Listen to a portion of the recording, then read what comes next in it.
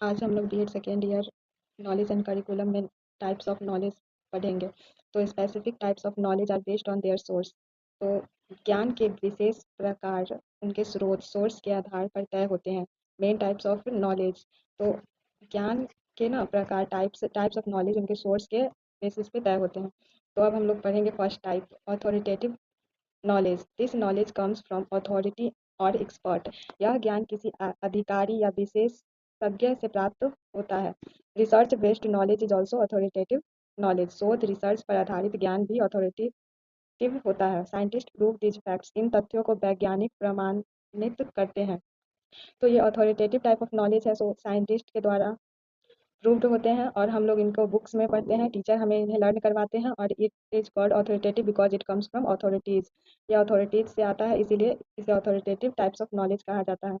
तो ये authoritative types of knowledge authority और एक्सपर्ट से आते हैं और यह रिसर्च बेस्ड नॉलेज होते हैं और साइंटिस्ट इसे प्रूव कर चुके होते हैं और हम लोग इसे बुक्स में पढ़ते हैं। We read them in books और लर्न फ्रॉम टीचर्स। हम लोग अथॉरिटेटिव टाइप्स ऑफ नॉलेज को बुक्स में पढ़ते हैं और टीचर हमें इसे पढ़ाते हैं, इस टाइप के नॉलेज को। अब नेक्स्ट सेकेंड, साइंटिफिक नॉलेज। तो this knowledge comes from observation experiment. तो यह ज्ञान अवलोकन, ऑब्जर्वेशन और प्रयोग से मिलता है, एक्सपेरिमेंट से। This is why it is called scientific knowledge. तो साइंटिफिक नॉलेज हमें ऑब्जर्वेशन और एक्सपेरिमेंट से मिलता है, इसीलिए इसे वैज्ञानिक ज्ञान कहते हैं और it can be tested and verified by others. तो इसे दूसरे लोग जांच और प्रमाणित कर सकते हैं और it includes both experience and reasoning. इसमें अनुभव और रीजनिंग दोनों शामिल होते हैं। Empirical knowledge, knowledge gained through sense.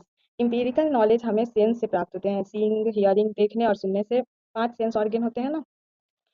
तो इम्पीरिकल नॉलेज हमें देखने सुनने सेंसेस से प्राप्त होते हैं, वो नॉलेज इम्पीरिकल नॉलेज होता है। जो नॉलेज हमें सेंसेस से प्राप्त होते हैं उस नॉलेज को हम लोग इम्पीरिकल नॉलेज बोलते हैं।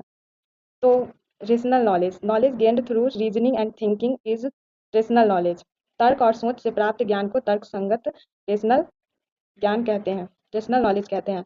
तो जो नॉलेज हमें रीजनिंग और थिंकिंग से प्राप्त होती है उसे हम लोग रेशनल नॉलेज बोलते हैं और जो नॉलेज हमें सेंसेस से प्राप्त होते हैं उसे इम्पीरिकल नॉलेज बोलते हैं।